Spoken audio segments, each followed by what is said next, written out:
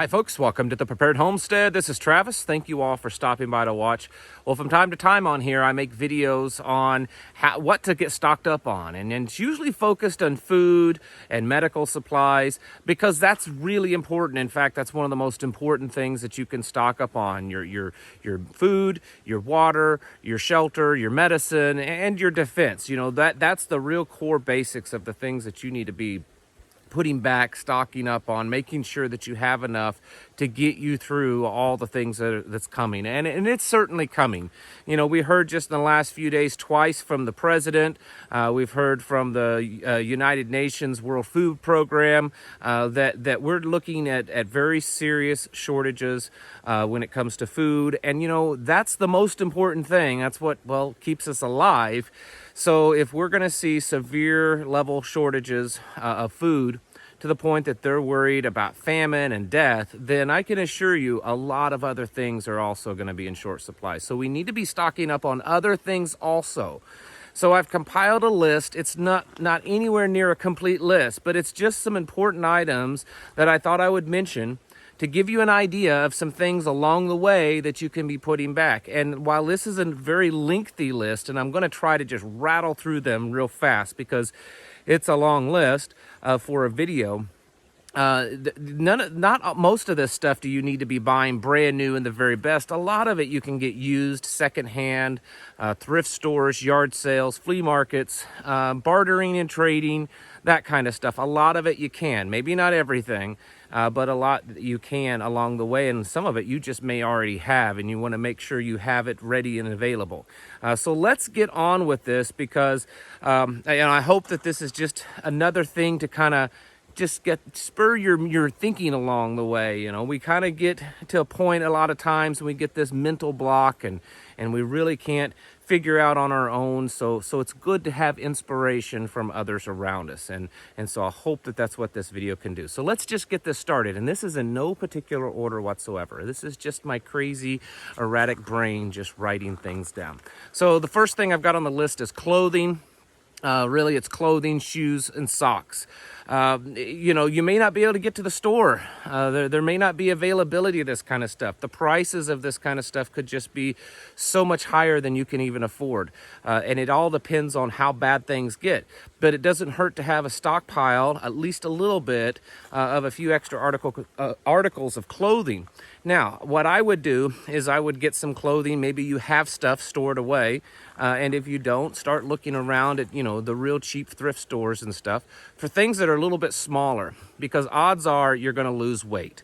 The worse things get, the more the more disastrous things get, and the more you're forced to kind of do for yourself, garden, and tend to kind of be self-sufficient, you're going to increase your activity level, and very possible you're going to lose weight. So have a little bit of clothing that's a little smaller in sizes. And if you're getting it old and used, that's fine because it helps you blend in. That really helps with your gray man.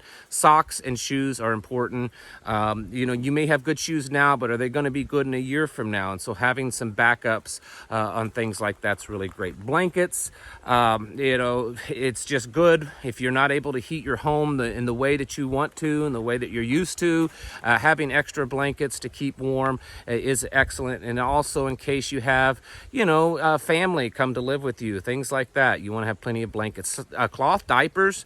A lot of people don't think about that, especially if you don't have babies, but cloth diapers are very versatile. There's a lot more uses than just putting them on a baby's hiney. And you never know, maybe you unexpectedly have a child during all this, or maybe a grandbaby has to come live with you. So having cloth diapers on hand is really a good idea.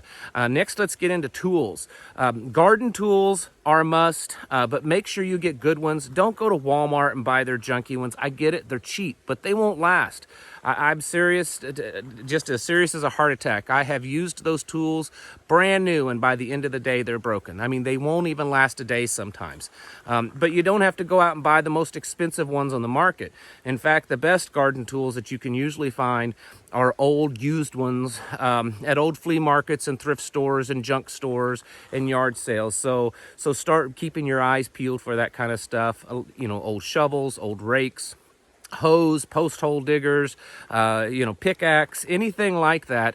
Having a good supply of that kind of stuff, because, the more you become dependent upon raising your own food, you're going to need that kind of stuff. Make sure you have enough for everyone. That way you can get the entire family out there hoeing and raking and digging. Other types of tools, hand tools, your typical mechanics tools, maintenance tools for different vehicles and motors and machines that you have around the place. Also building tools, hammers, saws, the different things that you would need to do home repair and maybe even build a little shelter or some type of shed or anything like that. Make sure you have a decent supply. It doesn't have to be the best. It really doesn't. I mean, if you can afford that and you come across it, that's great. But just having something is really better than nothing in that way. Saws, hand saws. Everyone is so used to electric saws nowadays. I mean, no one really uses hand saws anymore. If there's a grid down or if there's an attack on the grid, we may not have that electricity very much, if at all. So having non-electric backups to your tools as much as possible is really important. And saws is one of them. Crosscut saws and axes. If you heat by wood and you're dependent upon your chainsaw to gather the wood for the winter, what are you going to do if you can't get the fuel for that chainsaw? Or part breaks and you can't get the part? So make sure you have axes and saws as backups. And these, again, you don't have to buy brand new. The old ones are actually even better. And if you go to the right kind of old junk stores and stuff, a lot of times you can find these old axes and saws and two-person saws and crosscut saws. Along with the tools and just the general maintenance items, you need nails and screws. A lot of people forget about that. And nails and screws have gotten quite expensive lately, along with all other building supplies. Keep your old ones. You probably all or many of you remember your grandparents or your fathers or your uncles always having a big old bucket of nails and screws sitting around. They did that for a reason.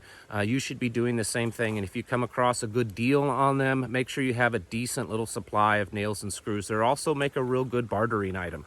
And then also tape. Duct tape is excellent. It has lots and lots of uses. We all know the jokes and stuff, so make sure you have duct tape and things like that. Rope also. I have, in the last few years, I've come across a few good deals on some pretty good size spools of rope, of different types of rope and different sizes. And when I come across a good deal like that, I try to buy it up, because, I mean, that rope is one of those items, especially in a homestead, that you really can't have too much of. And it's always great to just have it available. And as things get worse and as we're more and more self-sufficient, because we have to survive, having things like a rope on hand is going to be really important. Other maintenance parts to all your vehicles, lawnmowers, tractors, saws, everything. You need to kind of go through and create a list, and what are just the general maintenance parts that you need. Spark plugs, belts, filters, the different things that are just normally have to be replaced on all those items. Oil, make sure you have plenty of oil for the different tools and vehicles and engines and stuff that you have. Tire repair kits are really a must. Every vehicle, if your vehicle does not have a tire repair kit and a small like a battery operated or a cigarette lighter operated air pump, you can get these things for $20-30. If you don't have that in your vehicle, you absolutely should. I have, and I don't know how many times it has saved me, from getting a hole in the tire from a nail, and I'm able to pull it out and plug it myself and fill the tire back up and get home. It's been several times.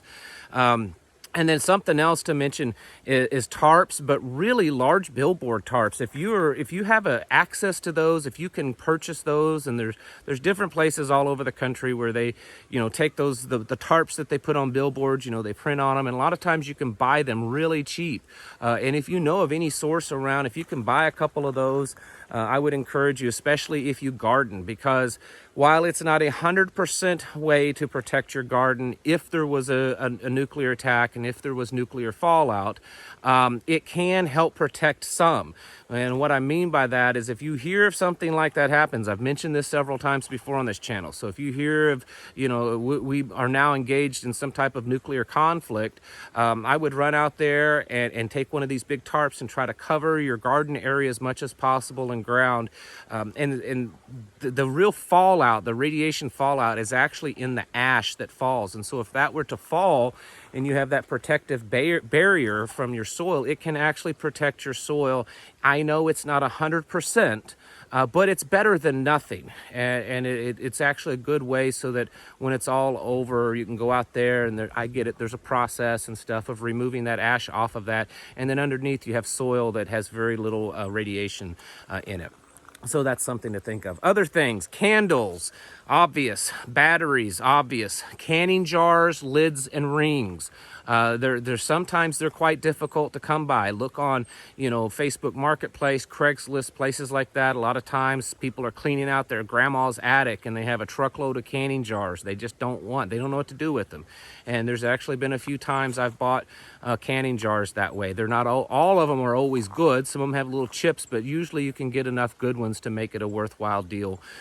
Solar panels, the price of solar panels have come down drastically over the last 20-30 years, and now you can buy a pretty decent solar panel on places like Amazon for $150. You can also buy used solar panels pretty easily now. If you get on things like Facebook Marketplace, Craigslist, like that, a lot of times you can find a pretty good deal on some used solar panels. And even if you're not currently using them, having them available so that you can use them if you really need it is good. And of course, you want to have the wiring and things like that. You don't have to spend $30,000-$40,000 to have a real basic system that'll run a refrigerator. It really doesn't take that much. If you bought used and was real careful, under $1,000, you could come up with a solar system with a battery that would keep at least a refrigerator running, easily under $1,000. And then clear plastic sheeting is also really good to have on hand to cover your windows, vents and stuff. Again, nuclear radiation, but there's other things, biological, chemical. And then, plastic sheeting has a lot of other uses to make greenhouses and hoop houses. You can use it to do a solar distillation for water. There's a lot of uses for clear plastic sheeting, and it's generally pretty cheap. You go to a place like Lowe's and Home Depot, and you can get a real big roll of it for not terribly too much money.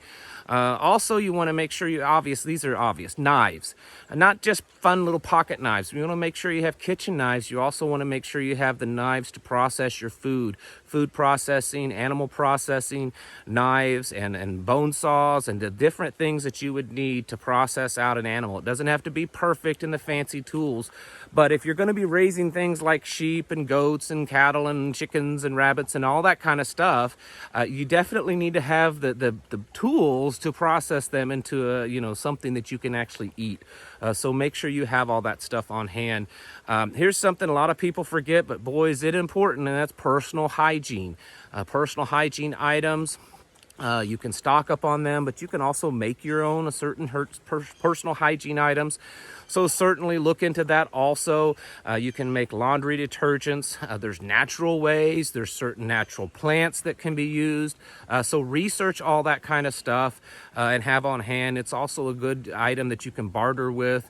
Feminine items. All that kind of stuff. So make sure you have a good supply of that. Rubbing alcohol. It's a very good disinfectant. It's been used for many years as a disinfectant. It's good for if you have a wound. There's all kinds of great uses for rubbing alcohol.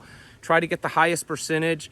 90% alcohol, rubbing alcohol is really the best. A lot of times you find it in the lower percentage, but if you can find the 90, definitely stock up on that stuff. Whiskey, vodka, it has a lot of those uses. It's also, like the old days, if you got a gunshot wound that you need to take out or something less dramatic and the person needs to deaden the pain, it does work. It's also a great bartering tool. There's just a lot of good uses. Even if you don't drink alcohol, having a little on hand, and it doesn't have to be the expensive stuff, is not a bad idea. And then sharpening stones. I mentioned knives. We've talked about other tools and stuff. Some of these things have to be sharpened. Make sure you have sharpening stones and files to keep everything, ready to use. Buckets. Homesteads needs buckets all the time. That's one of those things that you never have too much of, is buckets. Not just for food storage, carrying water, all kinds of stuff. There's just an unlimited use for buckets. Make sure you have plenty of buckets on your homestead. First aid medical items for your animals. Go to the farm supply store and make sure you have syringes, dewormers, penicillin, all that kind of stuff. Most of that kind of stuff you can get without any kind of prescription or restrictions, at least in most states. In my state, I can get just about anything I want for my animal without any question. And make sure you have a supply of that. And, you might do some research along the way of what other creatures on this planet that some of those medicines can be used for. You'd be surprised, but I'll leave it at that. Another item is powdered pool bleach. It's the powdered chlorine that you put in a pool to shock it, the pool shock, to disinfect it. There is a fairly simple method of turning that into an actual bleach. Liquid bleach is not shelf stable at all. It doesn't last very long, usually not even a year. But the powdered bleach can last forever, and then you convert it into a liquid form to use to disinfect water, surfaces, and this stuff's really cheap. You can purchase it, set it on the shelf, and it'll last a very long time that way. And then last but not least, I mentioned a lot of things in this list that, stuff that you can do, and we talk about homesteading, and we talk about all the things that we talk about on preparations and being self-sufficient. You need to have adequate library so that you can know how to do this stuff, because we're so dependent upon the internet and Google and Wikipedia and all that kind of stuff, and there's a good chance or possible chance that we won't have that available. So you need to be old school. Make sure you have a good library of how-to books. An old encyclopedia set is very worthwhile. We bought one a year or two ago from a library sale that I don't think the thing had ever been touched, and we came home with 3 big boxes. It was a huge set, and I think we paid like $15 for it. And it's full of information. I know some of it's dated, but a lot of information is still really useful. And make sure you just have your general how-to books, medical books, gardening books, building books, maintenance books, repair on your vehicles, all that kind of stuff. You're gonna need it if things get really bad and you can't find the information on your phone. A lot of the tools and a lot of the stuff may not be any use to you if you don't know how to use it and you can't find the information on how to use it. So don't fall into that predicament. Make sure you have plenty of how-to books, a good library on how to do stuff. All right, folks, I know this isn't a complete list, but I hope this was enough to kind of get some gears going with a lot of your minds, to help you continue on this process of getting prepared, because as we know, things are changing on a rapid daily basis. We really don't know how much longer we have to have the freedom to and the ability to continue to prepare. It may not be very long, folks, so I would encourage you to do the very best that you can. I mean, in the end, that's all you can do, is do your very best. Just, do enough so that you don't look back and think, man, I wasted so much time and energy. I should have done more. Don't fall into that, folks. So get out there and continue to get yourselves prepared and get your houses in order, folks. Thank you all for watching, and I'll catch you in the next video.